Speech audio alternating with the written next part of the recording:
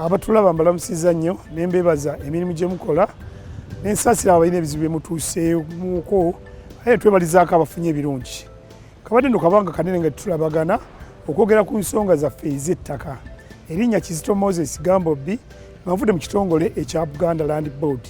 Sireme kujjukiza nti kino kye kitongole Ssaabasajja Kabaka kye yakwasa obuvunaanyizibwa okulabirira, okukuuma, okulaakulanya n'okubudaabuda abantu abali ku ttaka li. N'olwekyo tugobye bumale ate nate kwongera okwejjukanya ensonga ezitali zimu.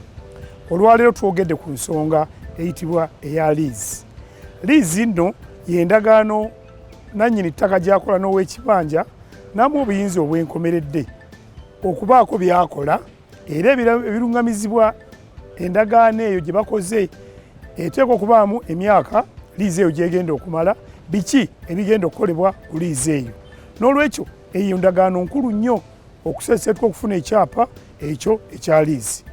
Oli yabuuzizza nti liizi ekyusibwa ye liizi osobola ogikyusa ogijja mu ggwe eyagifuna ewa nannyini ttaka. Liizi osobola ogigabanya kye tuyita sub division n'ogabanyaamu n'oga nalina yiika nnamba ekitundu kankiwa omulala kino nkozese kino. Liizi esobola okukyusibwa neeva mu kampuni emu mu muntu omu okudda mu kampuni endala oba mu muntu omulala.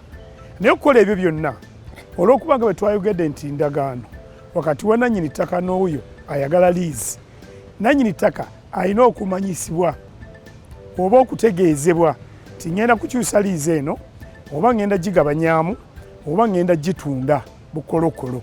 Kitegeeza ki ekyo? Oteekwa kwalina liizi oteekwa okufuna olukusa okuva ewa nannyini ttaka ti nze gundi kampuni gundi oba nze omuntu bwadde bwati ngenda kukyusa liizi yange gize mu kampani endala ngitunde oba kigabanyemu kye tuyita subdivision. Lwekyo tokkirizibwa kukola kintu kyonna eky'omuggundu nga nannyini ttaka eyakuwa liizi takuwadde lukusa oba kye tuyita consent mu luzungu. Mwebale tulaba. Ssaabasajja Kabaka awangaale.